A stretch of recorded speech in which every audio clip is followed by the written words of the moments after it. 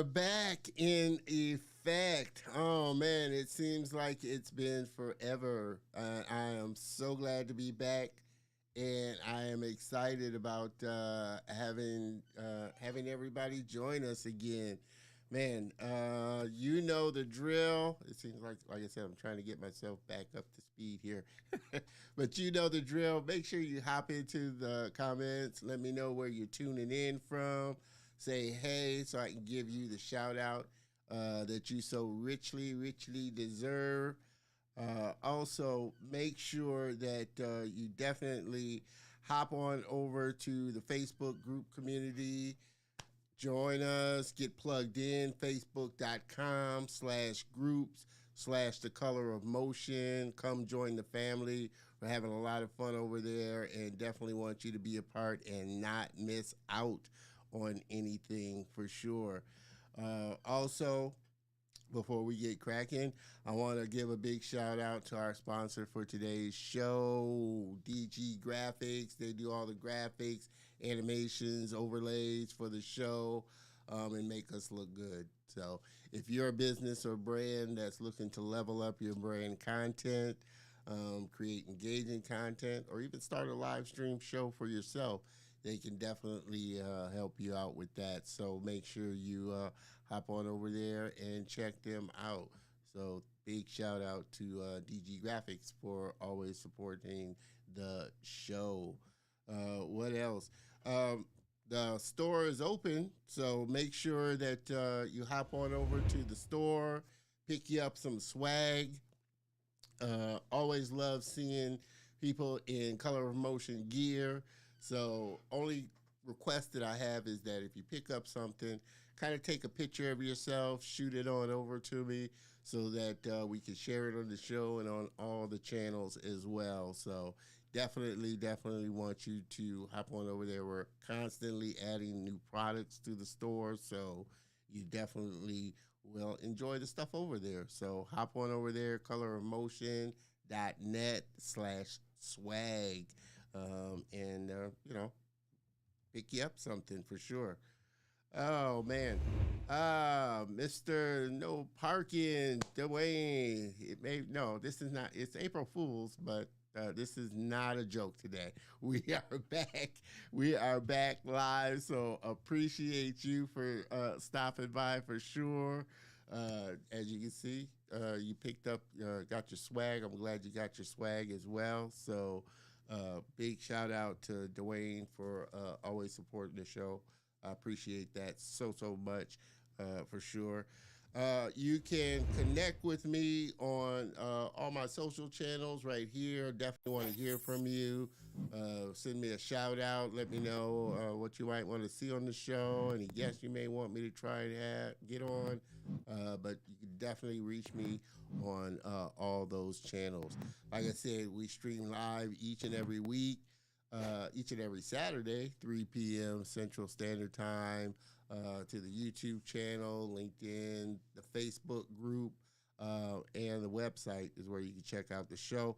But I always highly encourage everybody to hop on over to the YouTube channel, subscribe, hit the bell notification, comment, because it definitely helps the algorithm as well. And there, you're able to check out all the other past great guests that we've had on the show. So make sure you hop on over to YouTube.com/T.A.L.E.N.T and subscribe for sure. Oh, man. Like I said, missed you guys. It's been a nice little break, but I'm super excited to be back in the saddle again and been looking forward to this episode for a while. So I know you're going to enjoy it just as much. So I think I've got all the housekeeping and stuff out the way. Again, make sure you do hop into the comments, comment, because I definitely always want this to be an interactive kind of show for sure. So with that, and without further ado, I think we can kind of get this, train on the tracks and rolling.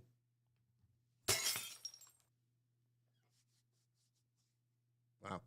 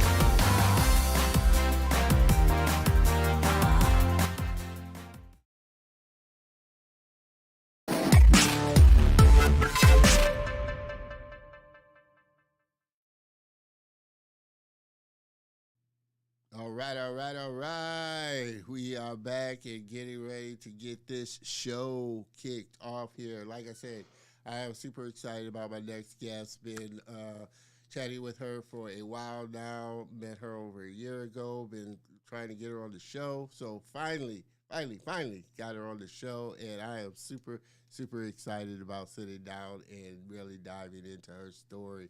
So without further ado, let's hop into this. My next guest has been in the industry for 10 years and leads the animation team for Talent, Trekvoy Art and Literary Endowment for the Naturally Talented through local, regional, and international projects. She has worked remotely for studios such as One World Animation, Big Jump Studios in Canada, WildBrain, and Driver Studios in the USA. Throughout her 10 years in the industry, she has overseen and animated projects such as People Watching, Rick and Morty, for all you Rick and Morty fans out there, Brum, Dallas and Robo, the Grimes, and Baby Einstein's, the Sandbox. So please, everybody, help me welcome my very special guest and friend, Miss Aisha King. Hey. Aisha,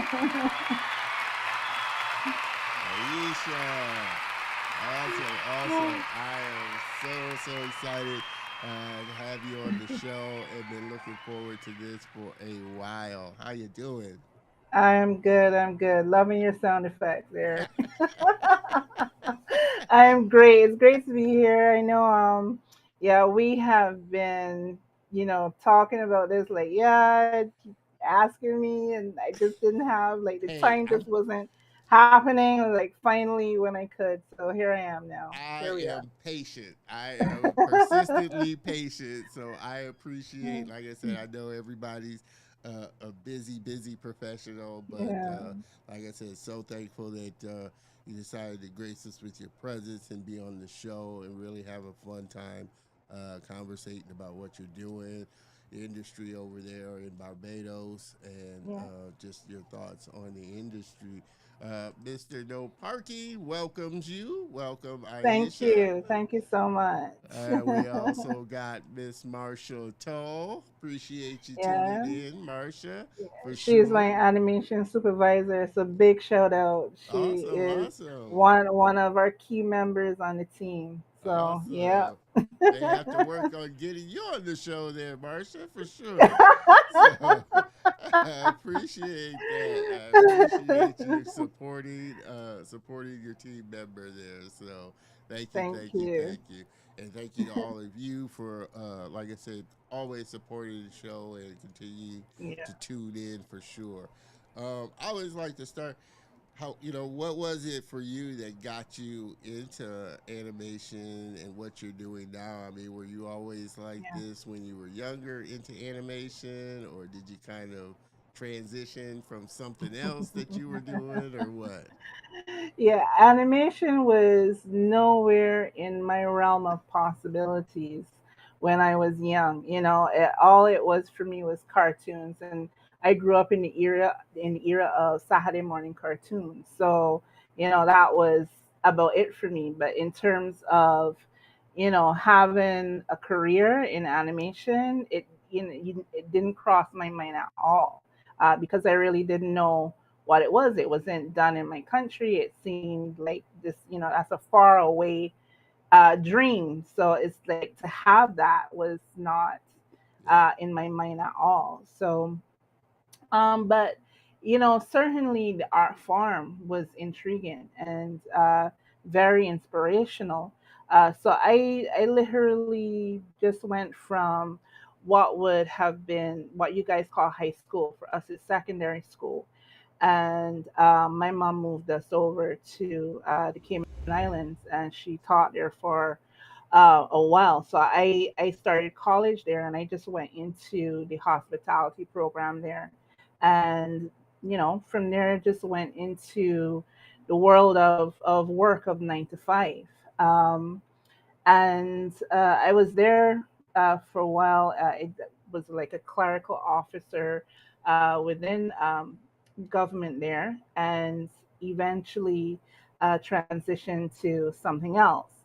Um, what was in my dreamscape, I should say, as a young person, I was a big Star Trek fan, and William Shatner was a big presence in that, and I was able to dream of possibly working in a 911 center because that was something that was to me close to being on on a spaceship, so to speak, and in my child's mind, when you watch, you remember Lieutenant Uhura, and she was a Yeah. communications officer. I was like, oh, that's as close as I can get. I was like, I'll take it, that kind of thing. And I don't know if you remember the show that he did, Rescue 911. Yeah. Rescue So that's 911. that's where that came from, and I was like, okay, so that was in my mind, but still not a possibility of that happening because we didn't have any 911 centers in Barbados, and they're anywhere in the Caribbean that I knew of. But then it fate happens in such an odd way.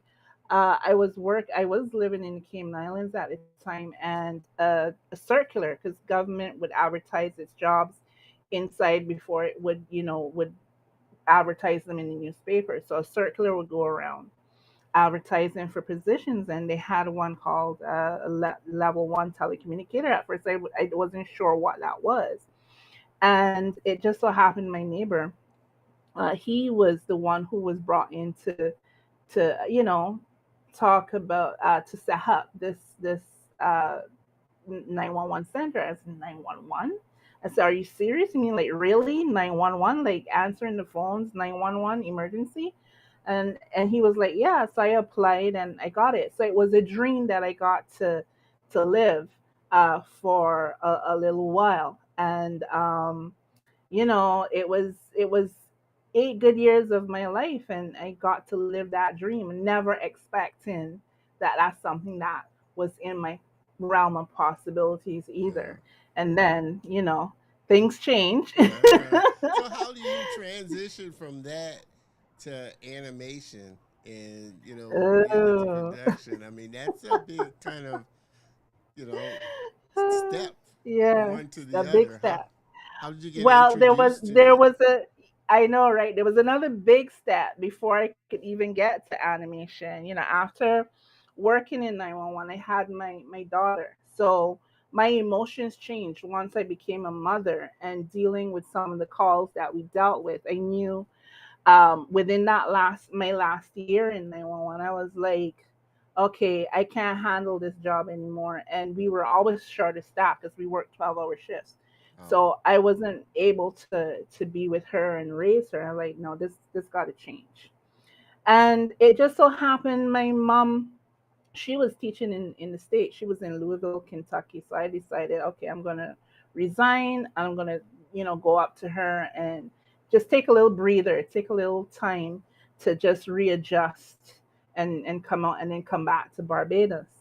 Um, so while I was there, and my daughter was 2 at the time, I really wanted to be very purposeful about what she watched in terms of her, education, and I always wanted educational shows. yeah. And that's when I without realizing it, looking towards animation and watching the shows with her, and it kind of reignited something in me. And while I was there, I wrote a children's book, and I just wrote it. I wasn't able to going to publish, and I didn't know anything about that.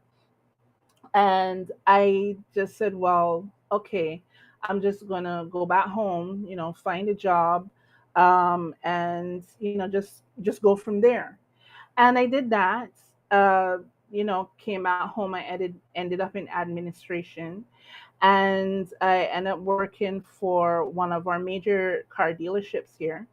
And then from there, I went into offshore banking. So I went from 911 to car dealership into offshore banking. So this is where life gets a bit interesting, right? So yeah, so once I was in offshore banking, I was living pretty well. I couldn't complain. I had a really good job, had my own office, and I was the exec for an account there. So basically, as an exec, I just ensured that the auditors had everything they needed to do the annual audits, and for the company that I represented, make sure all the numbers were all lined up and everything. And that was it. Cool job, nice job, beautiful office. And I was just sitting one day, like sitting there, and by all accounts, yes, I was doing well, but I wasn't feeling happy, Yeah. right? Um, so I decided to go back to this children's book that I had written, and some illustrations that I had done. And since I'd gotten back to Barbados, I did get a friend of mine to uh, redo the illustrations that I had done, because I hadn't picked up anything to draw in a long time. I'd done art in school, but then by the time I picked up a pencil to draw again, things weren't coming out right. So I got him to just redo the illustrations for me, and I had this story, and I wasn't sure what to do with it in Barbados. I was basically new again to my, because I left Barbados when I was 16. So this was my first time in Barbados living as an adult, and I had to figure out like how does things work, because I was so accustomed to being in in Cayman. I lived in Grand Cayman, and I was there for 11 years, so I knew how things work. So I just had to figure out, well, how would I go about creating a children's product here, or publishing. So I went to what was our National Cultural Foundation at the time, still is, and I spoke to one of the cultural officers there, and I said, "Well, I have this story. Would you mind taking a look at it and telling me, well, what could I do with it here in Barbados?" And he took it, and he read it. He got back to me in a couple of days, and he said, the story is great, but you need to bring it home. And I was like, what do you mean bring it home? He said, well, right now, the way it's written for an American child. Mm. And because I was in the States, that's the Yeah. frame of mind that I was in, and that's what was influencing me when I wrote it. He said, yeah, you need to put the Barbadian in it. You need to put that Bajan child, that they can see themselves into it. I was like, okay. So it took me a little while, and I sat down and I did the rewrite and everything, but I still wasn't sure what to do. So I'm here in my job, and whatever, and still going through the motions. And one day I was sitting in the office, and it came to me like, when you get that whoosh, like, oh my God, I can do this. Yeah. And I sat down and I did a whole business plan. And on that business plan was animation. But in my mind, that was way down the road. Like where would I do animation in Barbados? Because there's nothing named animation studio here. There's nobody that I thought I could go to. Yeah. And so here I am in my job with this business plan. I know what I can do with it. I can set up myself at home and start working on this thing. But I had a full-time job, and there's no way, I'm a single mother. So there's no way I'm walking into my boss's office and saying And saying I quit. goodbye. Yeah, that's just not going to happen. And but fate does things all over again. And Yeah. I think within about 2 to 3 weeks, my job was made redundant. So I was sent home packing. They Wow. gave me my check, and I was like, okay, God. Now you're giving me no choice but to figure out what to do. Right? So I was like, okay. So I went home, and I had a big kitchen in the apartment that I was in. So I set up a desk in the kitchen with I had a little laptop and a printer and all of that stuff. And I said, well, yeah, let me just get started. And I started on the business plan. I started building. I got a sponsorship from Barbados National Oil Limited, which sponsored a book because the character that I created was centered around the environment and taking care of the environment. And the character's name was Zana. So they sponsored the first book. Um, and then it went from there. Then my dad, he saw what I was doing and he said, well, I had said to him, I want to start a business. How do I go about registering a business and so on? He said, well, how about registering a charity, a nonprofit? I was like, for real?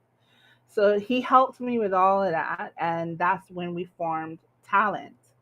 Um, but during all this time, I'm just chipping away at it. And then one Sunday, I just decided to go and get the Sunday newspaper. I don't know why, because it wasn't something that I normally did.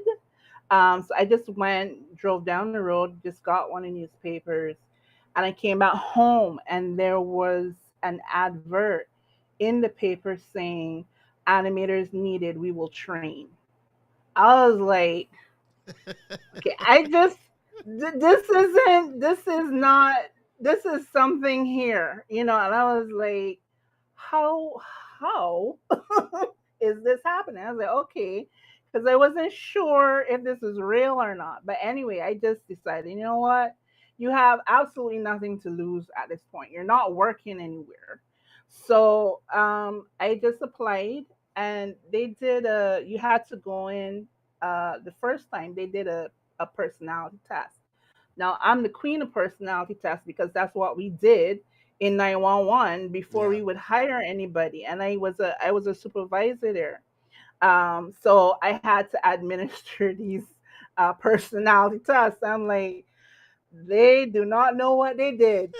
So I knew Let you loose. exactly how to answer every question. And I did it and I got the second call. So when they called me in, I had already with the children's book, and I was very fresh, very new to Photoshop. I had no formal training at all. It was just me like blindly tapping around in Photoshop, and I did try my hand at creating some movement because I wasn't digitally savvy at that point. And this was just me just trying out a thing. And I said, you know what? Again, Aisha, you have nothing to lose. Just go in there, show them everything. If you get it, you get it. If you don't, you don't. And I did that, and I got hired, and that was it, Started And the we ball started, rolling. and the ball was rolling in animation. So that's where I made my entrance, and I was Oh the man. rightful age of 36. Oh man, like I said, which is why, like I said, I love doing the show because you get to see how people's journeys kind of take them into, and not Yeah, everybody, like I said, starts out in art, and that's the whole journey to where yeah, they get to. So it's always interesting to hear how people came into the industry and they're learning and training with it. yeah. Mr. I don't know if it's Mr. or Mrs., but Starfy, appreciate you tuning in there for sure. Mr. Alexander Matthews, loving the origin story, tuning in from Ottawa. I appreciate you tuning in there from Ottawa. Our Ottawa fans, we love our Ottawa Yeah, fans. so I'm gonna shout him out because he's not only a team member as well with talent, he's also my cousin. So shout Awesome. out to Alex. Yeah, yeah. So Appreciate you, thank you. Alex, for tuning in for sure. And Yeah. we kind of talked about this a little, before the episode or Hmm. before the show. You being, kind of tomboyish and really kind of running with the boys there. Um, Yeah. like I said, as as you were going through this journey, and like you said, you started picking up Photoshop and things like that. Did you think about going back for like more formal art education, or was that something that you wasn't really kind of feasible in Barbados at the time? Well, well, in Barbados, no, it was because we don't have anything to on that level that's set up for me to go into do any formal training in animation. That's what we're actually trying to build now. But then, we just relied the job that I got, which included Alex, as you saw there, and Marsha, and it was 24 of us that got hired. So they did the training. They brought in Toon Boom to do our training. And that's where we met AJ Cote. He came in from Toon Boom, and we he did about 2 sessions with us. The first lady, she came in and just basically did our introduction to harmony, and that's where we started to learn. We also had um, a animation supervisor who came in and director who came in, Darko Bells. I hope I pronounced his last name right. Vecchi, I think it is. And he came in, so we kind of learned everything on the job at that time. Yeah, In our first year there, so we got to learn the program. We got to learn, you know, some of the basics in animation and so on. But again, fate always steps in. So from there, the owner of the studio, Mr. James Corbin, after the first year of our training, he died. And it was like, because we were supposed to be starting on some work and all these things, went with him. Um, but again, AJ Cote, I always call his name. We always be thankful to him. He really liked what he saw in terms of the talent when he did the training with us. And after the company, they cut the staff in half, and things really started to go down. Um, he reached back. He said, "You know what? I can start sending you guys some work," and things just started to go from there. And it just so happened, in my naivete, but I'll tell you this: we got the first show that we really got to work on was Rick and Morty. oh, okay. And I didn't know what Rick and Morty was. It They're a sounded, big thing over here, Rick and Morty. yeah, yeah. So I was like, okay, Rick and Morty, and I was very naive in thinking this is going to be a cute little children's show, educational stuff, because Rick and Morty is sounds like two little boys are just going to be doing some ABC stuff, and I was excited about that. And AJ asked me if I would do the production management on it for the team here. So I said, yeah, no problem. So this is really we got thrown into the fire with this one, because Yeah, the way how things were happening with the show, I think it was on Cartoon Network at the yeah, time. And they had aired the first set of episodes, and the fans were like going crazy. It's like, yeah, we want this show, yeah, so it was very stuff was just crazy.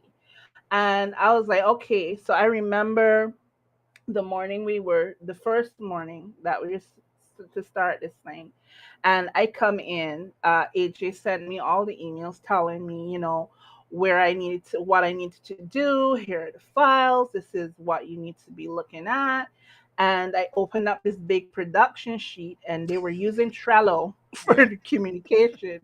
And I was when this thing opened up, I was like, "What?" Everybody's like, it felt like everybody was screaming at each other.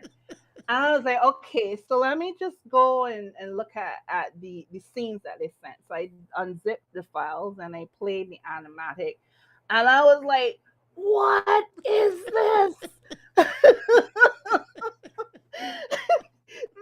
I was like, so it really felt like we got thrown into this thing, like, and it was the best thing really that could happen because then we got a really good education Yeah. on how a project runs. And yeah, we survived it. We worked on the episode. I think Alex can correct me. I think it was something Rick came our way, something like that.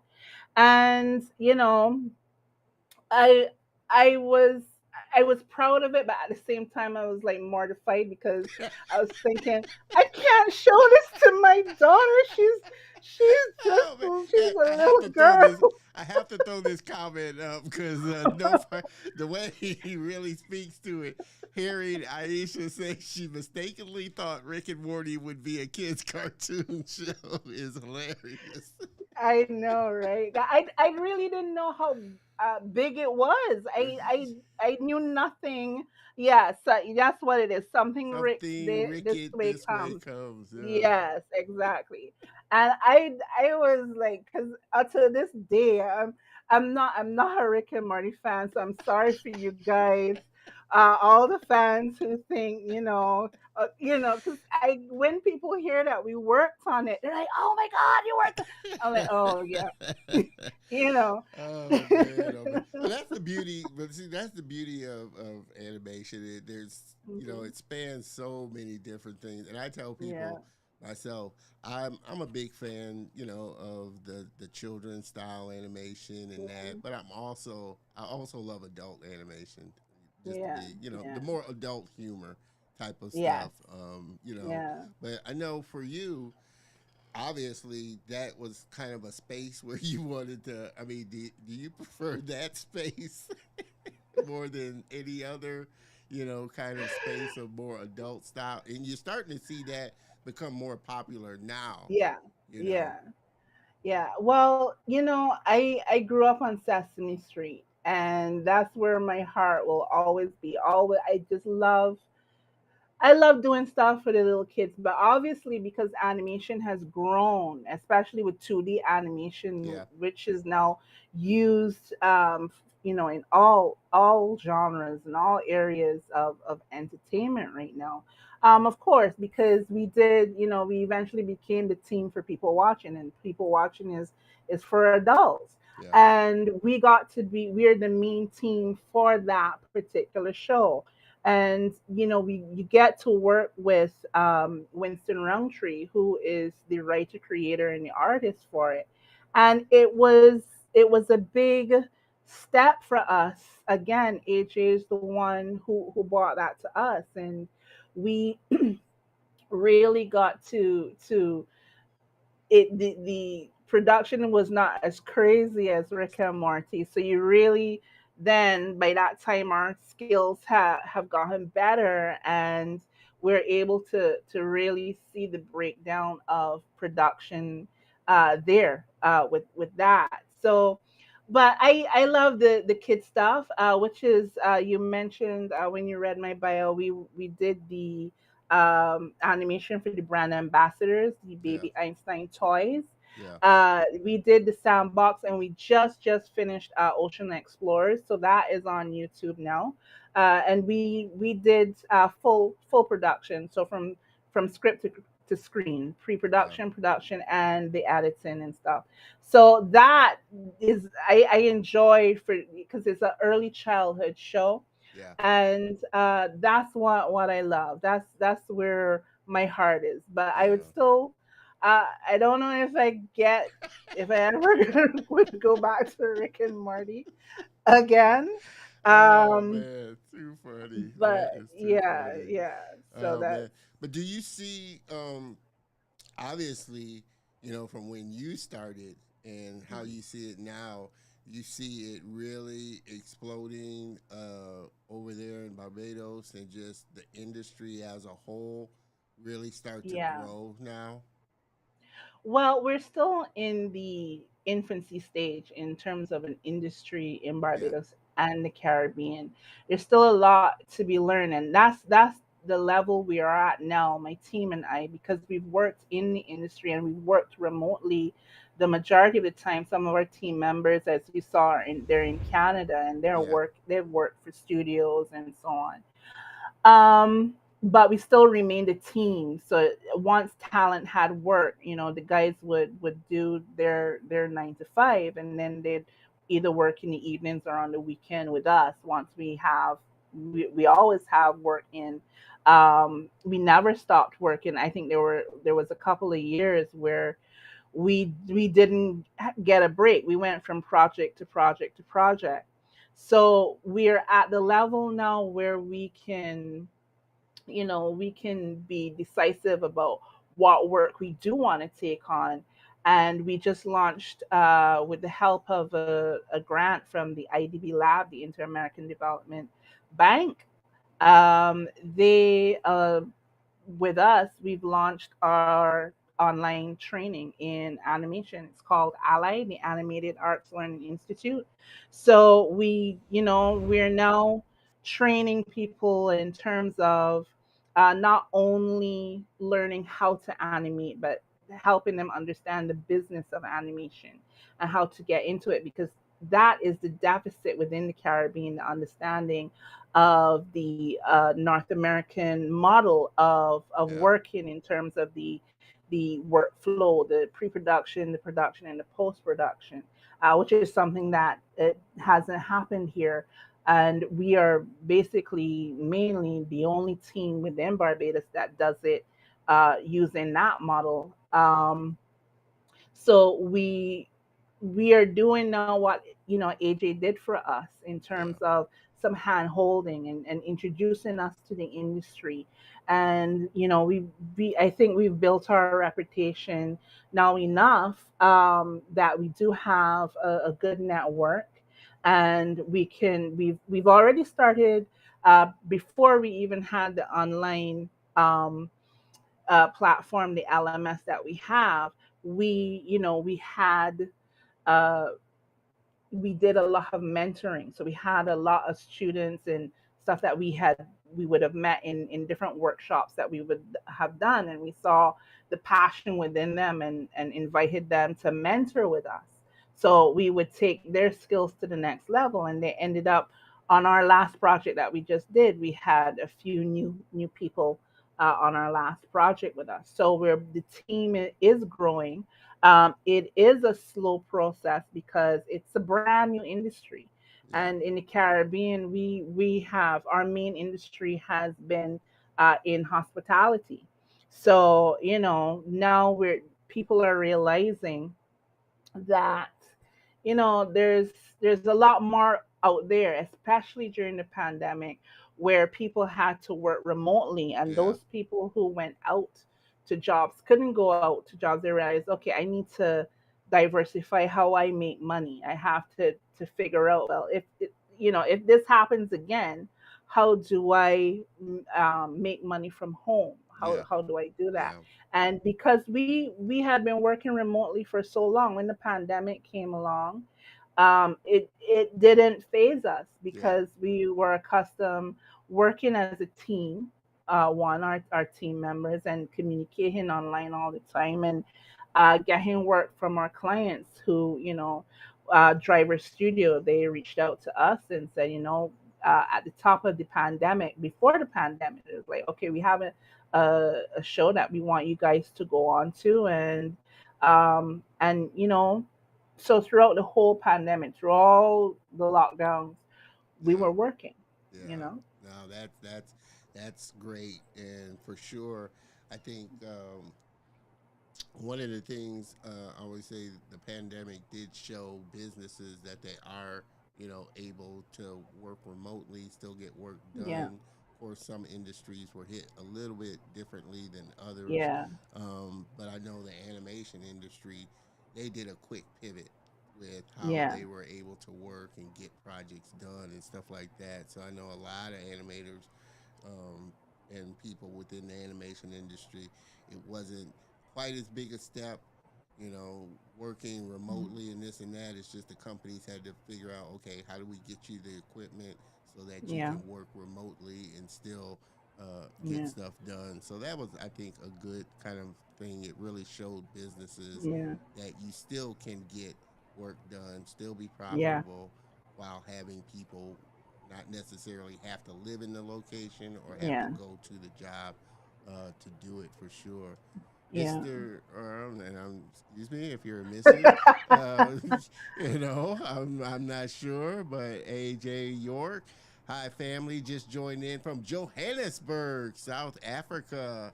Another one of big join the show. Big ups. I appreciate you tuning in from South Africa because I know that's a little time difference there for sure. But appreciate you tuning in.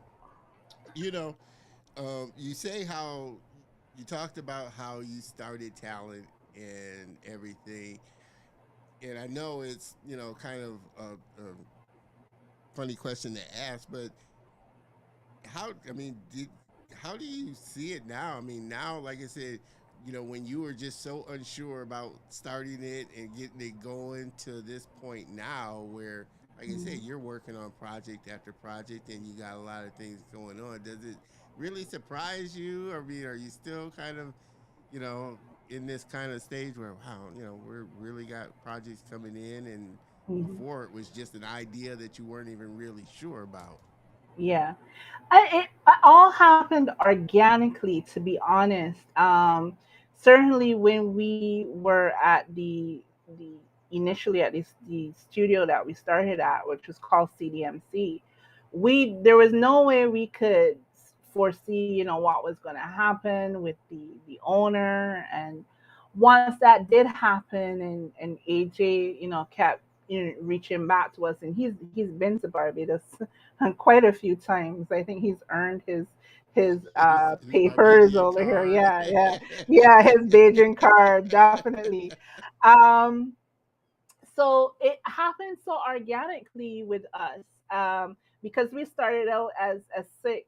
Once the whole company folded, there were those that went their own way. They didn't think that Yeah, I was gonna. animation could sustain them. But it was five of us from the CDMC, and then we had another young lady join us, Cherise Brewster, and she it made six of us. So we just kept going. And when AJ would send us work, we started on the first season of People Watching. And from there, so after People Watching happened, then another show, and he would send somebody else my way. And so it happened so organically. And for me, because I came with a lot of business experience, being in other industries, uh, because I understood due diligence and all those things. Whereas my team, they're a lot younger than me. So when I joined CDMC, it was only about three of us who were parents. The rest were all fresh out of either college or university. So yeah, I am amazed, to answer your question, to see how it all happened. Um, but at the same time, I've kind of settled into it. They're like, Yeah. oh, okay, so this is how it works. Because once we understood the whole pipeline of how things happen within the industry and so on, we're like, okay, so I could work for this amount of time, take a little break here. Well, when we learned that we needed to take a break, because we at first we were like, okay, yeah, just get to the next one, get to and AJ kept sending us stuff. So it came to a point where I used to be frightened to see an email or a message from AJ, because I knew that once he was talking to me, I was like, oh God, here we go. Oh man, oh man, oh Yeah. man. So but now, I think because we understand and we've lived it for a little while, now our new venture into to training and sharing our knowledge and our experience with Barbados and with the Caribbean as well, Yeah. because we have animators not only in Barbados. We have St. Lucia, Oh yeah, Jamaica. Jamaica, So the whole yeah, yeah. so we worked with different animators within the Caribbean, and then of course with Canada, with our guys being in Canada, we were able to connect even some of our trainers, because we were part of some training later on down, because you did ask about enhancing skills and stuff like that. A lot of times we were part of workshops or programs, and it allowed us to continue to enhance our skills, because we don't have any formal training within Barbados. And if you want to get those diplomas and those degrees in animation, you have to leave Barbados and go to the States or to Canada to get that done. So, um, with us looking towards now education, and we're trying to get our program to be an accredited one, and that's what we're working on now since the launch of Ally. We do see it growing and going from strength to strength, but it is still going to be, I think, kind of a slow process, because we had, while we want to educate people on how to animate, we, as I said before, we have to educate them on how the business of Yeah. animation works, Yeah. and then how to present themselves, because we function as freelancers over the 10 years. So that's the gift that we're trying to give them now. This is, hey, this is how Yeah. you present yourself as an animator, build your portfolio.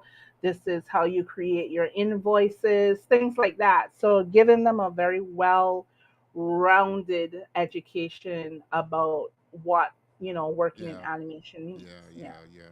I think another, of course, another good kind of outcome of the pandemic was the fact that you're starting to see now a lot of online schools that are Yeah. really starting to train and really, you know, in a certain discipline, whether it's, Yeah. Animation Mentor or some of the really great online schools now Yeah. where you don't necessarily, like you said, have to maybe move to the States or have to move to Hmm. Canada. As long as you got internet access and can get online, you can attend these Yeah. schools for a lot more affordable price for sure Yes, too. yes, definitely, definitely, because that's what we're trying to do, and trying to reach out, because we know, we see, if you go through YouTube and you type in portfolio, you see a lot of young people trying to create their portfolios and do it in order to get into some of the major schools within the States and in Canada.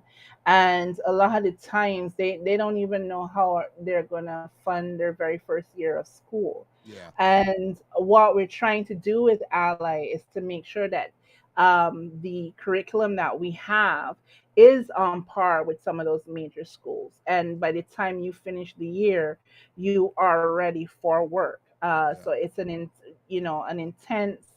Like, we have the 3 terms, and in the second term, we really take you into doing walk cycles and acting in animation and things like that, so that when, if by the time you're finished and you have been passionate and you put all your work into it, you can pick up a scene and animate a scene. And what we are doing is to have an internship right after with us. So whatever work we have, you'll sign an yeah, NDA, yeah. and we'll give you a scene or two to animate. If you can do more, that would be great. um, but yeah, so we're trying to. This is our, as I said, we're now stepping into this. We do have our first set of students. We have short-term students and the 1-year program. Yeah, We just this Friday was the end of term for the first term. So we have end of term reports to do, and we give them feedback on their scenes, and give them the relevant information that they need in order to function in the industry, yeah, along with some soft skills. yeah, Um, so yeah, trying to make sure it's a well-rounded yeah. situation where they can get started. Well, now that you're, like I said, at this stage and really kind of getting things moving, are you Mhm. starting to notice a lot more younger people there in Barbados that that are interested in wanting to get into it? That, like I said, you maybe didn't notice before because the industry wasn't, kind of Yeah, moving accessible. along. Now Yeah, that things are moving, you're yeah, starting to see this influx of yeah. kids wanting to get into it. Well, it's really the young people that are they're the ones who are knocking on the doors. I was just at a meeting last week with our local university here, and one of the professors is that he has been tasked with trying to set up an animation program uh, because the young people are knocking on their door and saying, "Hey, do you have anything in animation? Yep. Is animation available? Is there going to be any training?" So the young people are really the driving force now because that's where they want to be, whether it's animation in the gaming industry or Yeah. animation in entertainment or anywhere else, because we know animation, especially 2D animation, can be used for a lot of different things in business and Yeah. so Yeah. on, And yeah, it, animation for medical yeah. Yeah. stuff, Yeah. And there's so so many positions within yeah, the animation exactly, industry, whether it's producer, writer, like you, yeah, production manager. It's just so many avenues that you can go yeah, down within the animation industry as a hmm, whole. hmm, So that's exciting, really exciting to hear. Mr. Alexander, in some cases, productivity went up for That's true. Some yeah, productivities went up for studios during the pandemic as well. Animators were working in a space they found comfortable and conducive for their individual creativity. Yeah, yeah, and I think that's another thing that a lot of yeah, people realized, when the pandemic hit and people were getting laid off and yeah, let go, they were really started to reevaluate how they yeah, wanted to live their lives and how they wanted to be really creative. And I think it yeah. does help with creativity when you're in a kind of space that's Yeah, comfortable for you. exactly, exactly. And that's the life I love right now because I was working from the time I was in secondary school. I always had part-time jobs. When I was in college, I was supposed to be on an internship for 2 weeks, and the hotel kept me on right through college. And so with this career I have now in animation, my bedroom is right next to my office. So I when I went to visit my brother in Florida, and I ordered a whole heap of pajamas, right? Different colors and stuff. So I wake up in the morning, go and shower, put on another pair of pajamas, and come back into my office because it's like it is the sweetest life I have ever known. I do not have to get in a car and be in traffic and go and fight at the lunch wherever you buy Oh lunch or man. breakfast from. And it's crazy. It was crazy, thinking about it, and going back to a 9 to 5 sounds like madness to Yeah, I me. think people. That's what I said. Yeah, a lot of people that just when the pandemic started lifting, like I'm not trying to go back. You had a Exactly. lot of people like that. It was like I don't want to Yeah, work in the office anymore. We're gonna have to figure something out. exactly. So it really did. How do your? I mean, now with everything that you're doing and everything that you're putting into place, how do your parents, look at what you're doing now? Have they always Oh, been kind of, you said your dad really helped you, kind of get yeah, your organization started, but did yeah. they see that, you know, the potential of what it could be and what it is at this point? Yeah. Well, for my dad, unfortunately, he passed in 2015. But when he took me through the journey of registering, and he was always there anytime I had a question. So he was already working from home by that time, and he had his own organizations and so on. My mother was a little different. My mother believes in the 9 to 5. She was a teacher her whole life. Benefits and So all that kind of stuff. yeah, like if you are not getting in a car to go to work, what are Uh, you doing? What are you doing with your life?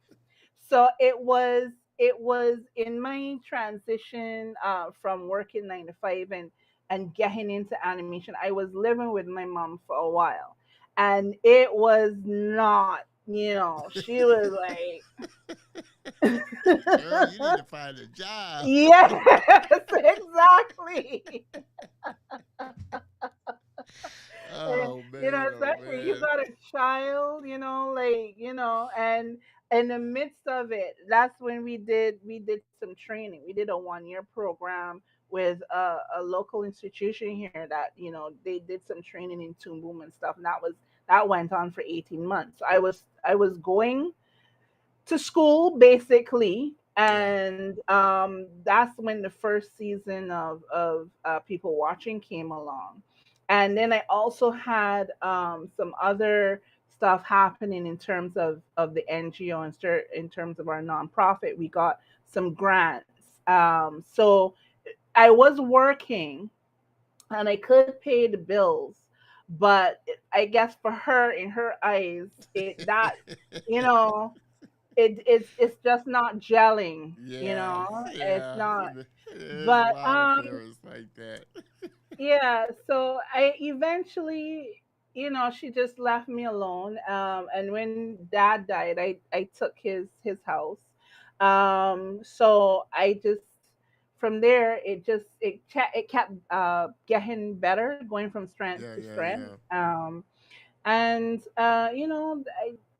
I don't have any issues with it now with anybody in the especially since the pandemic. This is like, a whole heap of people are like, oh yeah, we can work from home, yeah, as you yeah, said earlier. So now it's not even a thing anymore. It's, yeah, yeah, so yeah, I there was some a little pushback, but eventually we got to a point where we're pretty good. yeah, yeah. And I Yeah. know, like I said, y- my mom was kind of like that too. You know, she's old Mhm. school. You need a 9 to 5, a job that's got benefits and that type of thing Mhm. for security, which, you know, is definitely, you understand where it's coming from, Yeah. Yeah. but you definitely you appreciate those ones that encourage you to go after your dream Yes. and stick Exactly. to it and see Yeah. that it is possible. And I'm pretty Yeah. sure that that's what your daughter is seeing and has seen over the time, is that Yeah. whatever it is I want to do, Yeah. as long as I put the work in and put the effort in, I can Yeah. make it happen, for sure. Yeah. What Definitely. uh, to this point, what's been kind of the biggest lesson? You worked on a lot of projects, and done a lot of things to this point. What's been kind of the biggest lesson for you so far that you've kind of taken away that's really helped to serve you? Wow. Come on, Dawn. I like to go deep. This isn't always fluff, Woo. Okay. Um. I think, uh, yeah, and I tell my team this all the time. Young people know what they want, and I have learned from all of them. I continue, you hear about the saying that goes, the leader isn't always the person leading. And I may have the title of project and production manager and all that, Yeah. but the young people, they're the ones, because as I said to you earlier, I started in Photoshop, didn't know a thing about Photoshop. I was just like tapping about in the dark, like, And say, how what does does this this tool do? work? Right?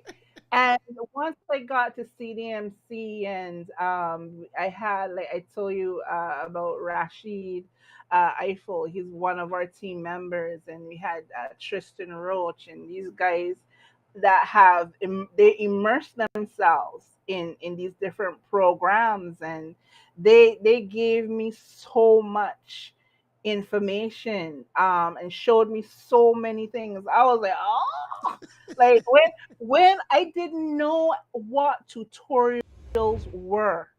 I honestly is like, I remember Rashid, he had a whole uh a portable thing that I can't even remember. I lost my words for it. His hard drive, sorry, the portable hard Yeah, drive, yeah. and it was filled with tutorials, and he just handed it to me, and I was like, and then somebody introduced me to YouTube. I was like,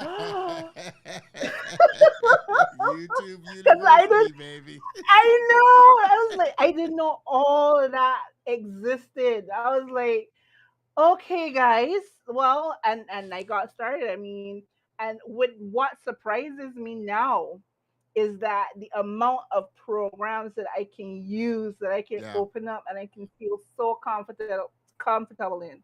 Um, so yeah, my biggest lesson is that you don't ever take young people for granted. You don't know what they know, and they know a whole lot more than you know. yeah, And I'm really appreciative to them for everything that they have taught me and continue to teach me. So that's the yeah, biggest one right there. yeah, yeah, Yeah. yeah. I always like to drop a bomb on some bomb knowledge there, for sure. What's the Yeah. saying? What's the saying? You never want to be the smartest person in the room. You always Yeah, want people that are exactly. smarter than you, Exactly. and know more Yeah. than you because you learn for Yeah. sure. Um, Yeah. have you found? I mean, obviously, the rep or the person from Toon Boom really saw the potential of what you could Yeah. do and everything like that. Which Yeah. big shout out to Toon Boom. They did a great sponsor for the show, and they Yeah. obviously put a lot of effort into really cultivating the industry Yeah. with different Yeah. organizations. So I applaud them for that. But Yeah. have you found, um, if at all, any misconceptions about creators coming from the Caribbean and that, just in trying to get projects in and that type of thing? Yeah. What has been kind of the biggest misconceptions that you've kind of come across or anything, if at all?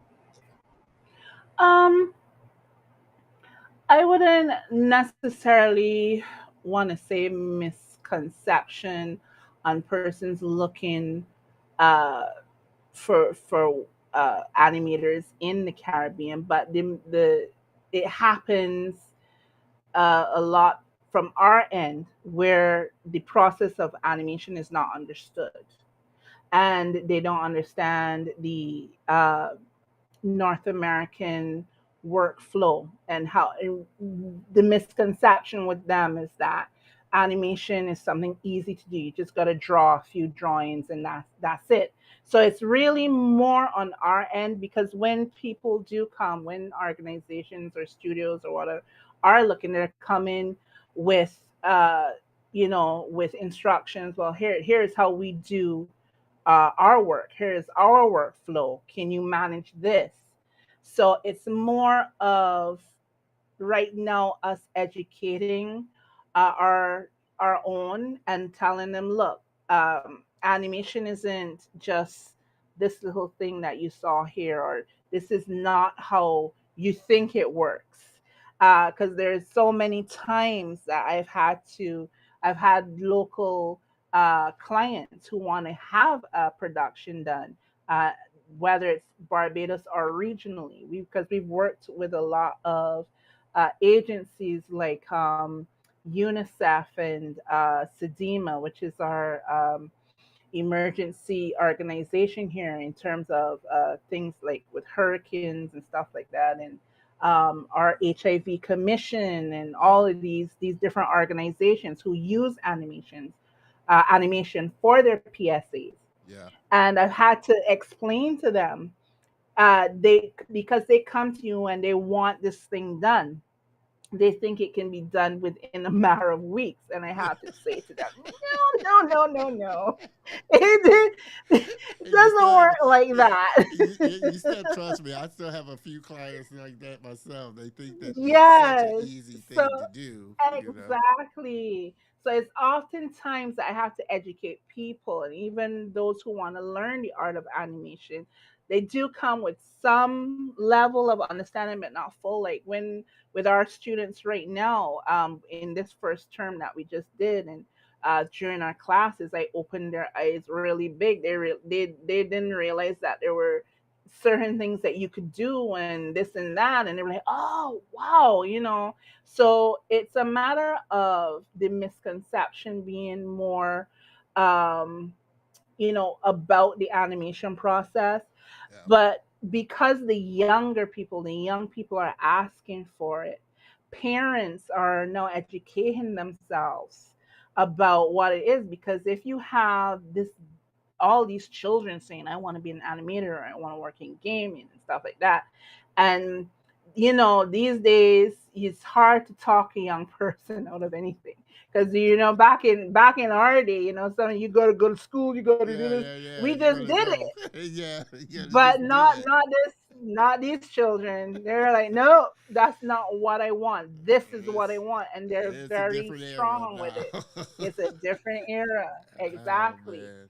But I tell So, people, but yeah, go ahead. no, I was gonna say, I tell people it's a great time to be a content creator because, like you Yeah. said, kids now they're born with an iPhone, an iPad. They already way ahead of knowing how to work all this stuff, being Yeah. exposed to all these softwares Yeah. and hardware that's out there. Now they see Hmm. that all the Yeah. access they have to create things and get things out. Exactly. Exactly. So it's as I said, it's more of on our end educating people about animation and how to work within the industry. You don't really get I haven't really encountered a lot of misconceptions from the other end in Yeah, terms, it's just explain, them with us with taking on our own work and going through the learning curve that we did over the 10 years. And God bless AJ because he was always there to say, well, okay, this is what you need to do, or if I had a question, I could always ask him. So we were blessed in that way to have someone who worked in, and he was in the industry 10 years before he even yeah, got to yeah, us. So and he did a lot of training, a lot of traveling around the world, and so on. So he had quite a big network by the time he found us. So it was him holding our hand, and now that we have the experience, now to do the hand holding yeah, for the next generation. yeah, yeah, Yeah. yeah. Well, in as it because I get that because you're doing a lot of kind of American style animation, but Hmm. when and I don't know if you've thought about this, but this goes back to the I guess the feedback that you got on your book as far as making Hmm. it really bringing home Barbadian culture and bringing it to that. Do you feel like one Bar- Barbados and the Caribbean is ready for content about themselves, stories that really represent and really show Yeah. themselves, and then two, selling that to the outside world. 'Cause I think that's Yeah. kind of the challenge, and where I was kind of thinking about the misconception of outside companies, wanting to produce content Hmm. that is, say, from a Barbadian point of view or from a Yeah. African point of view or anything Yeah. like that. Mm. Those type of challenges. Is that something that you're working towards, where you're creating stories and content Hmm. and characters that are Barbadian centered and Caribbean centered? Yeah. That is definitely something we are working towards. But because didn't have the talent that is really needed to have, uh, because it's one thing to have a Caribbean story, it's another thing to make it look good Yeah, and to have it look professionally made. So again, the deficit in terms of training and skills being developed and so on. Because I mean, it took us 10 years, and now we feel we're at the level where we can do a production on our own. Um, yeah, there are many misconceptions in that particular area in terms of telling our stories and telling Caribbean stories. Yeah, Um, and I think it's really for us to do. As you know, the African American leg within the states and trying to create diversity within your own stories yeah, yeah, in your country is now a major movement to do that. yeah, And um, most often when you guys move, we some in some areas we roll on your skirt yeah, tails yeah, yeah, because we're so tiny, we're such a tiny body of people in terms of what we can do, on yeah, our limitations where it comes to doing business with the US yeah, and with Canada, even and with Europe. Sometimes yeah, it's it's um it's something that we're now, I think, stepping into yeah, and learning and figuring out how to tell our own stories yeah, and make it appealing to a multitude. That I think that's the mountain that we have to climb now, because yeah, sometimes there are certain stories that wouldn't be relatable to Americans or to Canadians or whatever.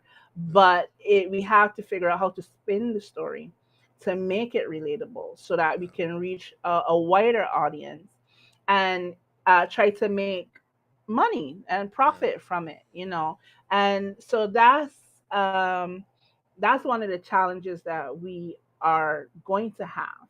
yeah, And we can only work on it, slowly but surely.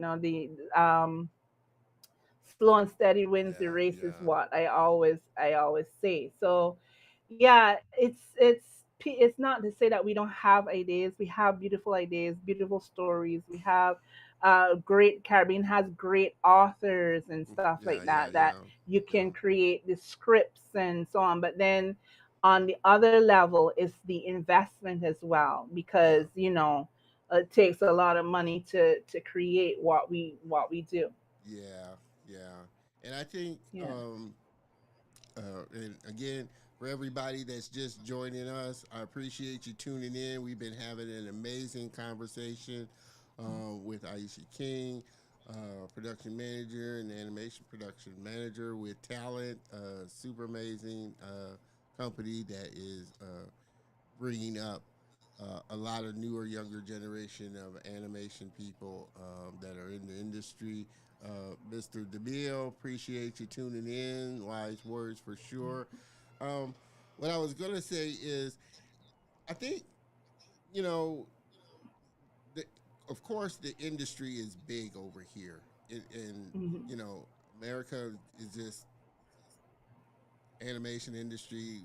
You know, everybody kind of looks towards that Yeah. as far as like the standard of kind of what animation should be, which I think in some respects is a mistake because obviously anime doesn't conform to American Yeah. standards, but it's just as Yeah. big, if not bigger, Correct. in some spaces.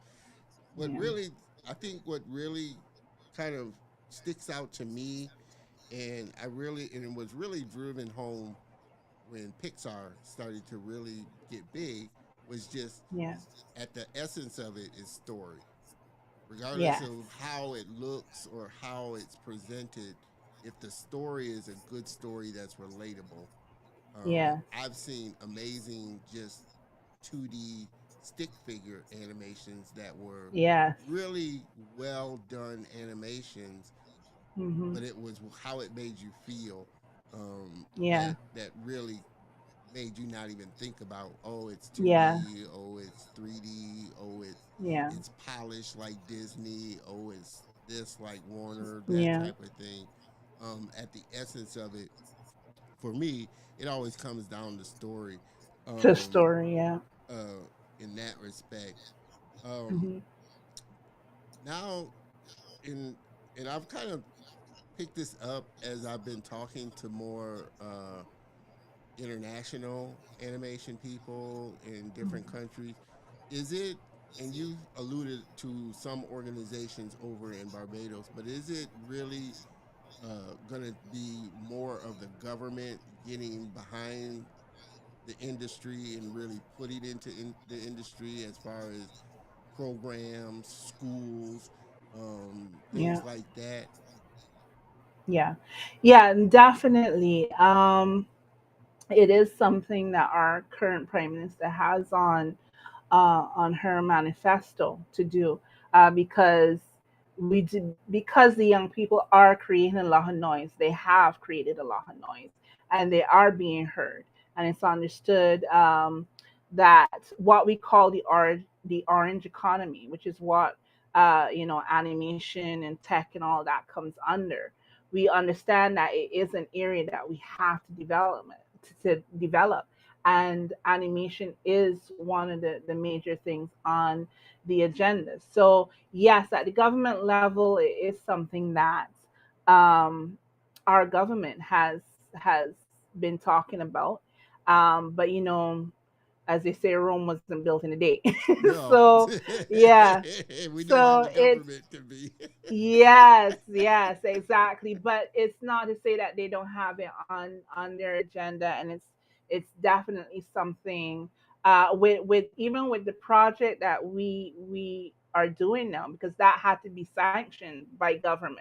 So when IDB came to us and we had to do all the formal paperwork and everything, once we had finished the paperwork, then it goes before Parliament for them Mm, to say yes, this can go, no, this can't go. And then once they approved it, so we are on the radar. They know that this project is in the we developed it. We have um, the LMS right now with Ally.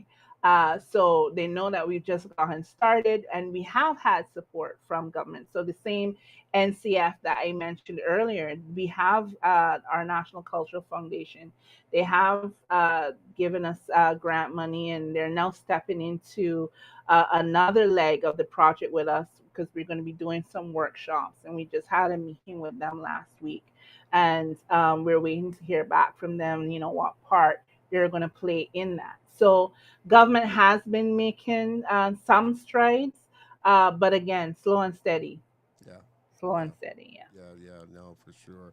Um, Hmm. for you, what would you say are the traits that a person would need to do what you do? So if somebody came to you and said, "I want to learn production manager, and, I want to be into animation production," what Hmm. are some of the traits that you would say that, hey, you need to, get better at this, you need to learn this Yeah. and that type of thing? Yeah. Well, I always tell people, we know who our people are. And over the years, as our team has grown, we always say, oh, yeah, they belong to us. um, and the traits are usually very organic with that particular person. You see the passion in them first. Like, I want to learn this. They either draw, they're either into a lot of anime, especially for people who want to do 2D. It always starts with the drawing and the illustration. And with 2D, you need to know how to draw. You need to know about the human anatomy. If you're doing backgrounds, you need to know about perspective and things like that. Um, but the main trait, beyond understanding the skills and stuff that you need for animation, is that passion, and that passion to want to be in here, because this is not a regular job. This is not something say, oh, just going to be an animator. No, it does that. I've never seen that happen. This is not yeah, I can go and be a waitress here, or I could do this and that, but with animation, it is the passion, and you Yeah. and you see it off the bat.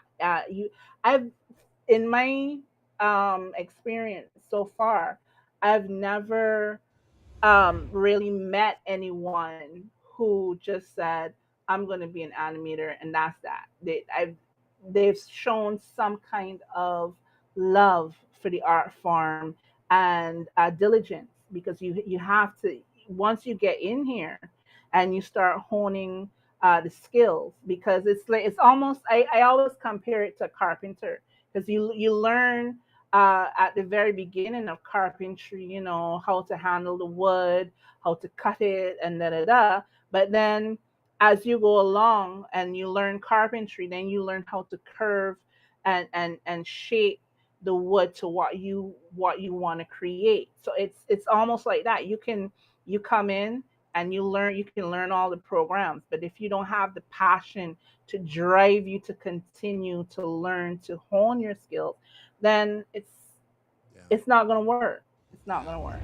Not gonna last, because like you said, hardware, software is Yeah, moving at a rapid pace. So you're that's right. always kind of learning something new and kind of exploring new Exactly. things.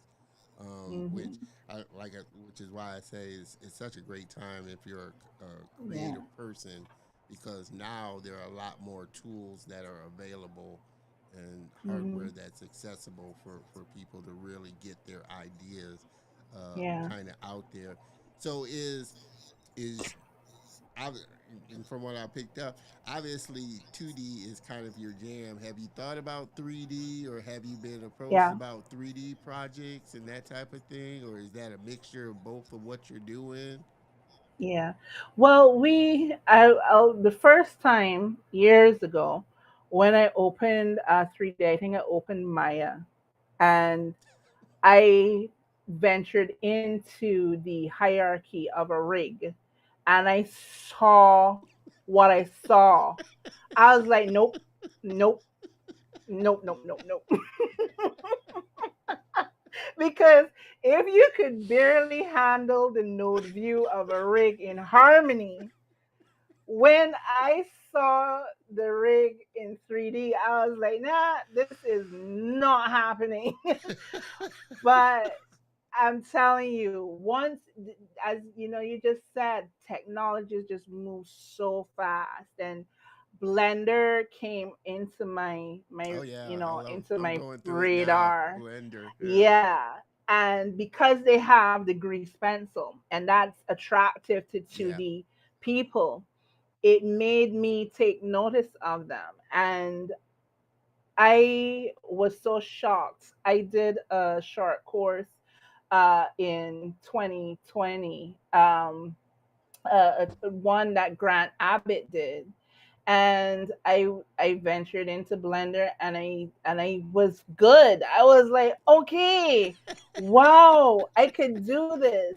I was shook, but we did have some experience working on Dallas and Robo, which was, I think, the main studio was Shadow Machine, and they're a 3D Yeah. studio, and they created all of the vehicles in 3D and then rendered as PNGs. So when we got our scenes and we had to implement the vehicles and put the 2D characters either inside the vehicle or on to the a motorcycle or something, because they would have been animated, and then we have to go and put the two together, and Harmony is great that way, that everything that you can do or whatever you create in 3D, you can pull it into Harmony. So we got a little experience doing that. So 3D is definitely on our radar, and Yeah. something that not everybody wants to do, because usually when you come into animation, you usually find where you want to sit. Yeah, So I then was there's just some getting ready to say there. that you quickly realize the things Really, that you were. yes, exactly. So even with my team, because you got Alex here. Alex, quickly, when we started in CDMC, he was like, "Yeah, I want to do rigging." And then everybody else was screaming at Reagan, like, no, I don't want to do this. This is crazy. And he was the only, like, basically him and Rashi were the only ones like, yeah, I like this rigging. And the rest of us is like, no, we just want to animate and live our lives, live our best life, right? Oh man. Marshall, like we have rounded people, who like to do Yeah. everything. So Yeah. Marsha is one of those, our animation supervisor. So she does rigging, she does animation. Yeah. We have another team member, Francis from St. Lucia. He is a jack of all trades within animation. So Yeah. anything I throw at him, he's like, yeah, yeah, I'll do this, Yeah. So it just depends on where you want to sit at the table Yeah. in animation. And there's right now, I am comfortable with 3D.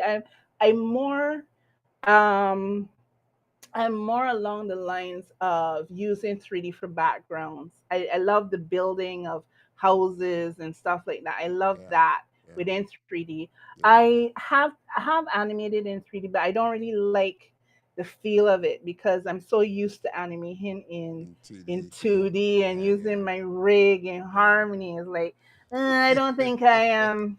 I think Oh I'm gonna stay man. with harmony and my But you're starting to animation. see a mixture. Like I said, now you're starting Yes. to see a lot of animations with a mixture of the two, like Yeah. Into the Spider Verse, and so Exactly. many I was other just gonna ones that say are that. mixing Yeah. these Yeah. mediums together. Mr. Alexander, rigging is the best part. I don't Yeah. know about. I might have to I, agree with Aisha. Like I said, I can I'm kind of like who you were saying. I like all of Marsha. them. Yeah. Marsha, I Yeah. like having my hand in all of them, but I don't think I could be a rigger day in and day out. I don't think I Yeah. could be animator day in and Yeah. day out. I like Yeah. touching a lot of different things, but the good thing, like you were saying earlier, the good thing about learning the whole process of Yeah. animation is you Hmm. quickly realize where the lane you kind of want to Yes. go down and kind of want you fit best, Exactly. Yeah. so Exactly. always again, everybody just jumping in. We've been having a fun conversation. Make sure you hop into the comments as well, and join us. Um, for you, um, you've done a lot. You've been doing a lot, and you got a lot of things in the future, Hmm. moving forward. How do you how from a Caribbean point of view, and how do you see the industry for American style industry of animation, and all the other different areas now that, like I Hmm. said, the industry really is growing in Africa. I've had Yeah. on a crazy amount of African creators that are doing some amazing work. They're also Yeah. working with studios over here in the country. Hmm.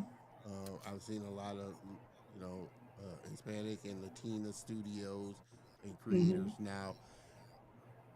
And like I said, everybody has kind of this American, they're looking at it outside in from, this is the style of, Disney is the standard for the animation style and the Yeah. quality of what's done. Hmm. How are you um, looking at it, and how have you looked at it from, just like you said, the quality of what needs to be done? When is that a good thing? Is that a bad thing? Because like I had mentioned before, I think it really does, come down to the story, because obviously Disney has put out a lot of stuff that just hasn't Hmm. landed. They've done a lot Hmm. of great work. I've seen a Hmm. lot of, like I said, just line drawings, Yeah. animation, just 2D line animations.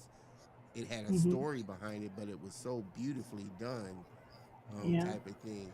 How Yeah. has been your perspective of the type of animations that have been coming from the West? Like you Yeah. said, you weren't initially thinking Rick and Morty was, children's style, and we love, like I said, we do love our more adult style, and it's starting to become Hmm. popular. Yeah. Um, when you, because in our full-time program, we do a whole segment on the history of animation. And certainly, Disney is a big chunk of that because he really, when you look at his history and what he tried, what he did, is to take the art to another level. And while that was good for feature length film, then you turn around and you look at guys like Hanna Barbera and Ralph Yeah. Bakshi and those guys Oh yeah. I who was more then, Hanna Barbera and Warner Brothers style than I right, was Disney. Yeah. exactly, because then you realize, okay, yeah, it's Disney is beautiful for those feature length, and you want all of that beautiful artistry, and you see those drawings and stuff like that. But if you're going to make a living from doing it on a constant basis, and that's Saturday morning cartoons played a big part in that for us. So we can look at now how animators who had to reuse a lot of animation, because when you sit down and you watch any Hanna-Barbera show from our Warner Brothers show, you can see animation that was reused across the Yeah. board in order to crank out the amount of Yeah. Yeah. episodes that they did at the time. Um, so while it is, I think, in terms of style, or even making sure that your animation has a professional look, it's just to learn is to ensure that you have the foundations of it. And certainly with Disney, you have the 12 principles. But then, as you know, we also have the animator survival kit by Yeah. Yeah. Richard Yeah. Richard Williams. Richard Williams. Yeah. Yeah. Yeah, and he is really the one for me, that I take that practical uh, stance from in terms of creating animation, because obviously he did a really great job in hiring a few of the guys that were amongst the nine old men, Yeah. and then taking their lessons and so on and applying them, because he had an advertising agency. So it meant that he had to crank out things a little faster than doing a full feature length film. So Yeah. to bring it now to the Caribbean, and what we are trying to do in terms of our training is to make sure that those who come through us and train with us have those foundations, and training them in terms of walk cycles, acting and animation, and trying to make it look as professional as possible. But you don't have to spend an entire year on one scene to try and make it look absolutely perfect, so yeah, trying to balance that, because as artists we tend to be perfectionists, and we don't always want to let go of something because we don't feel it's finished, Yeah. Yeah. or it could be better. And of course, you could, once you spend some time and you continue to spend time with something, it could always look better. Yeah. But in terms of cranking it out quickly, we need to ensure that, even with style, that you know the basics, you know Yeah. the Yeah. foundations, Yeah. and then you could do anything from there. And that's Yeah. what the survival kit does for you. It's just to understand those basics, and then you could create anything. And we encourage, especially with mixing of mediums that we were talking about, encourage our students to experiment. Yeah. So learn the basics, learn the foundation, and once you have that down pat, then you could do anything. You could Yeah. start, let the ancestors talk to you, throwing that Yeah. extra seasoning, that salt, whatever it is, and create, maybe work on something that's your own stuff, because we've certainly seen it. And keeping things simple as well. Yeah. You sometimes the simpler something is, and with the story as well. So if you Yeah. have a simple story that can touch you emotionally, Yeah. because there's some shorts, animated shorts, that have brought me to tears. Yeah. you There's know there's one on Netflix now, and it's a simple 2D animation, and I think it's called Oh, by the way, I love you, or something like Yes, that. and in black, it was done in black and white. Black and white line Yeah, drawing, and it's yes. about, and I don't mean to ruin it for anybody that Very hasn't seen it, spoilers. but it's a very touching Yeah, animation, and it's just yeah. simple 2D line Simple. drawings. So that's why I say it Yeah, really does come down to the story yeah. and what you're trying to tell, Mm. regardless of what how you put it out there and You put do the it. Yeah, medium out there. exactly. Yeah. But for sure, uh, it's Deborah, Black woman animator. She has an amazing podcast as well, talking about animation. Deborah Okay. Anderson, very great guest we had on the show. Appreciate you popping Uh, in and joining us for sure. Um, but yeah, there's so many, and there's another one I love watching. Which, well, and I'll jump back to this, but to what you were saying about just mm, learning the basics and learning the yeah. principles. I don't know if you watch or follow Aaron Blaze. He's Oh another, my God. I yeah. don't only follow him, I met him. Oh man, well, hey, you're way ahead of me. Like I said, I love Toledo. I love his content.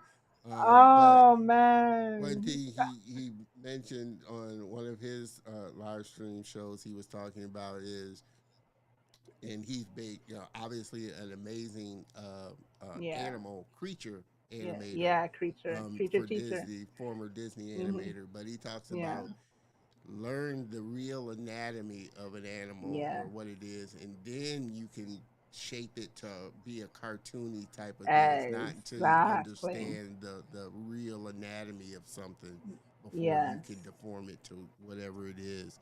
But that goes to the point of, man, there are so many great creative people out there that are sharing Yes. their knowledge and sharing their skills, which is Hmm. why I say, like I said, it's such a great time if you're a creative person to learn stuff, Yeah. because you are able to watch so many people share their skills. Have you? Do you find that more, or and are you encouraged about that more? That as uh, Barbadians start to learn the industry, get into the industry, get into these studios, other studios, and things like that, that they're now starting to want to come back and share their knowledge and share their skills to bring up Yeah. the next generation. Well, that's my whole team. So we have oh, the original six of us who started. Um, there were, I think it's, yeah, four that left. So that includes Alex, Rashid, Cherise, and Nikita who started, and they went to Canada. And they may have left the location, Yeah, but they didn't leave Barbados.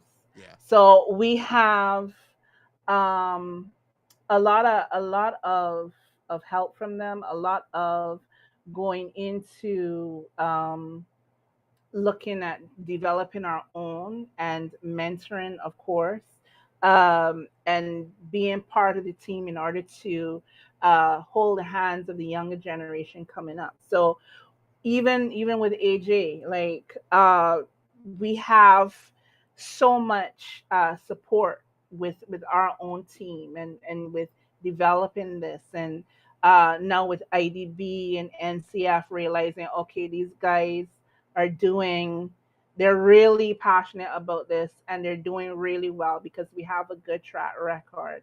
So yeah, I'm not worried at all because the thing about the animation community and animators is that we are a small yeah, community, yeah, uh, whether locally, regionally, or internationally. We are. I remember we were on our second season of People Watching, and we were on crunch time, and AJ was able to reach out to some other animators to come join us so that we could finish up on yeah, time. And one of the guys, he had just finished Hotel Transylvania too. Oh yeah, I was love like, Hotel "Hey," Transylvania. and so here I was working with a guy who just got off Hotel Transylvania. I'm like, okay, nice to meet you. And from there, it's such a small network Yeah, that we yeah, are. Um, so being part of the community means that we are able now to yeah, bring up the others, and yeah, Bajans tend to always follow the home drum, and yeah, come back and give back. So yeah, I'm not worried in that area, and it's something that we welcome in order to really build and strengthen the yeah, industry here. yeah. And I mean that goes across the board because I say the same thing about you know animators here in the States, African American Yeah. animators and people in the industry going back to the schools and the Hmm. places they grew up in to really encourage. I think that helps Hmm. really Yeah, inspire kids that it's definitely. possible, and that's how you're going to get the industry to grow for sure. Yeah. Mr. Alexander can how Okay, you let me yeah read that. You can you yeah let yeah me I'm read not gonna that. yeah go ahead because I'm not gonna put my Because you're own messing spin it. on it. So what he's saying, you can't take the boy out of the island, but you can take the boy out of the island, but you can't take the island out of the boy. Meaning that I you love it. know I love you it. exactly, you can leave, you can go halfway around the world, but you are Bajan, and Bajan, the home drum always beats first, right? Yeah, man. Yeah, I and love it. especially not only for Barbados but the Caribbean, because Yeah, yeah, I tell people, if you're going to, like, I think when Rashid went, he was the first to go to Canada. He was there on his own, and I hope he doesn't mind me telling this story, but he has dreadlocks. So he was looking to get his hair done, and he went to some salon in wherever, and they were telling him it's like this hundreds of dollars. I said to him, I said, look, you need to find a Jamaican, because once you find a Jamaican, you're gonna find everybody, right? So, and once he did that, he was good to go, because oh there's man. something about us, and we know where to find one another, is especially in the large cities and so Yeah, on. We yeah. we we collect. We have a A collective, community. Yeah, yeah, so whether you're from Jamaica, St. Lucia, Barbados, if you're in one of these big metropolitan areas, you just need to find one, and one. you're gonna find the rest. Oh man, I tell you, I used to, I love it because I used to print T-shirts, and I used to Mm. work for a small T-shirt shop, and the guy was from St. Lucia.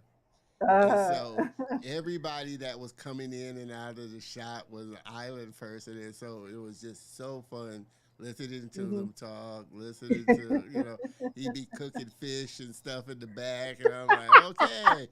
Yeah, That's where I learned to love roti. I love roti. yeah, It's just so much fun. And like you mhm. said, we always seem to find our pockets of Yes, people that we definitely, can be with. definitely. Miss Deborah, I've been hanging out with Caribbean folks since college, so I can read the various spellings most times. But she is a Yankee. She is from New Orleans. But yeah, you quickly start to pick up the vernacular. Yeah, Trust me, like I said, patois. yeah, Listening to all of that with him, and just like I said, his different friends that would come through the yeah, shop.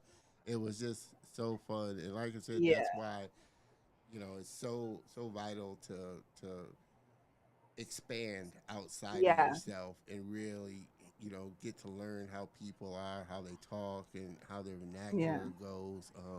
And I've yeah, seen that as well, as far as um, people, creators from other countries moving to Canada, but they're still teaching yeah, back in the country that they come from. Like I said, we yeah, had on Wayne Carnegie. He's from yeah, Jamaica, lives in Canada, but he's doing a lot of stuff with his his island. Mhm. So many people. I don't know if you uh, know or met Everett McBain. He's been on the show, but he's from Barbados, doing Mhm. some amazing animations as well. Mhm. So that's been kind of the cherry on top of the cake for me while doing this show is I've Mhm. gotten to make friends and connect with so many people in so Yeah. many different areas that are doing some amazing, amazing work for sure. Okay. Yeah. Um, we've been having an amazing conversation, and it's I always laugh at how fast the time goes by. We're going up on Yeah. 2 hours already, for sure. And it's been so much fun. One, getting kicked back off with the show, and then two, having you on, Aisha. I've been, like I said, one, just so thankful that you connected with me on the first place in LinkedIn. I know I pestered you a Yeah. little while, a good little while. I know I pestered. I try and be politely persistent in connecting with people, for sure. But I, like I said, I do. Like I said, when we first talked, in your personality and just how you are, I had to have you on the show to share what you're doing. And really just highlight you because you're such an amazing, amazing person. So thank you so much for being on the show. Yeah, thank I you can't too. thank you enough. You were cool with your persistence. You weren't irritating at all. It's just every time you just say, okay, I can't do that now, like because things move so fast sometimes in my world. And I said, well, when you messaged me the last time, I knew, well, for the time that you wanted me on, I was like, okay, things will be a little quieter then. So I was like, okay, yeah, this is the time to do it because if I don't do it now, then it'll be another Another busy year or period. yeah, Say, oh, now we're working on this show. I don't have the time yeah. now. Trust me. Like I said, I am fully aware that everybody is working on various things, Yeah, especially at studios. They're constantly working on stuff. So I know yeah, everybody's schedule is kind of crazy. So I try yeah.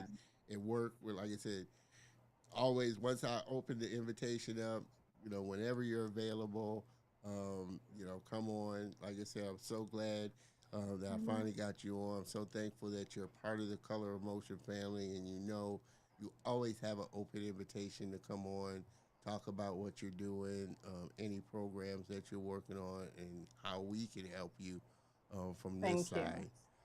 Yeah, Uh, thank you so Mr. much. Mr. Downtown Demille.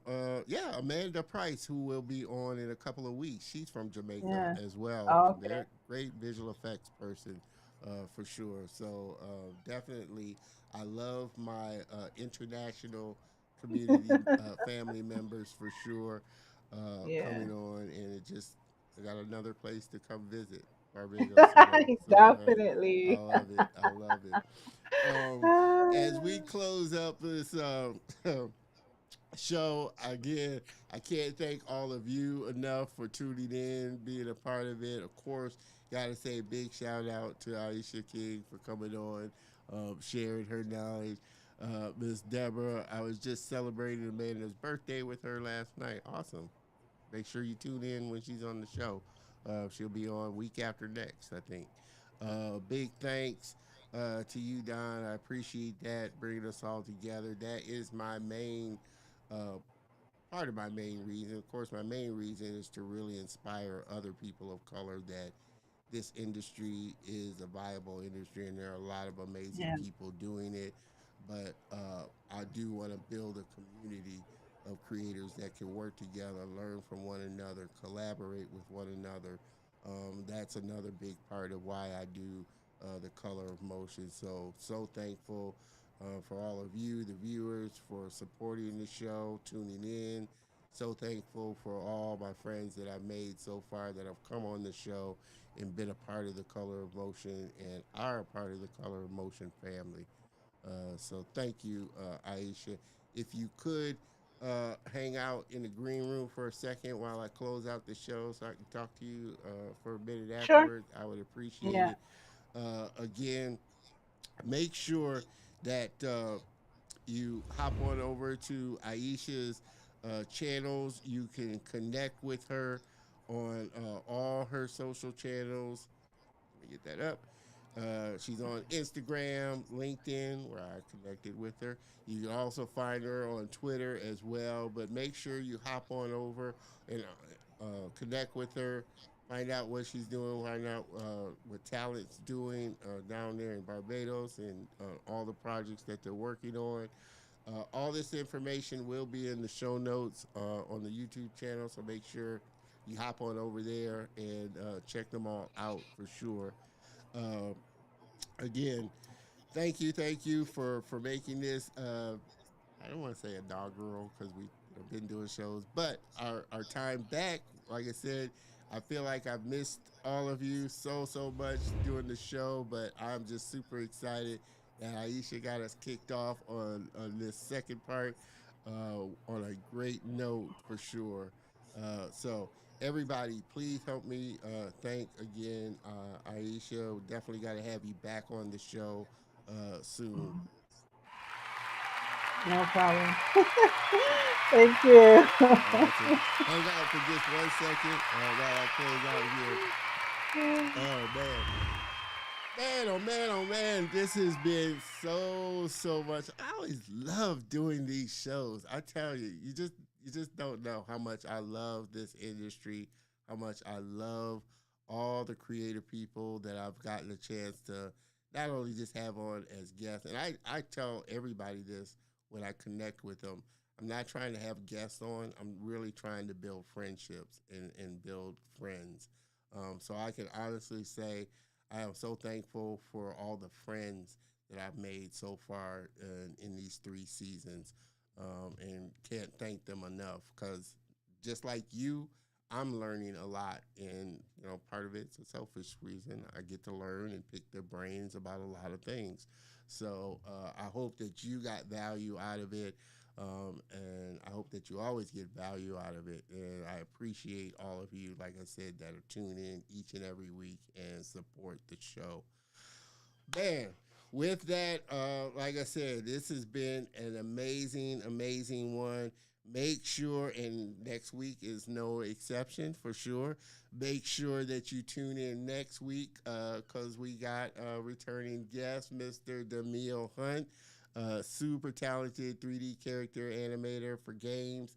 He's going to come on and we're going to have a fun conversation. He just got back from GDC, Game Developers Conference, and he's going to talk about his experience just going to the convention and everything that he kind of learned and picked up there. So we're going to have a fun conversation with my man Demille and talk animation talk. So make sure you join us for sure. With that, like I said, it's been an amazing time. I'm trying to think. Is this mine? Yep, that's right. Right button. It's been a fun episode for sure. And like I said, I so enjoy coming to you each and every week for sure.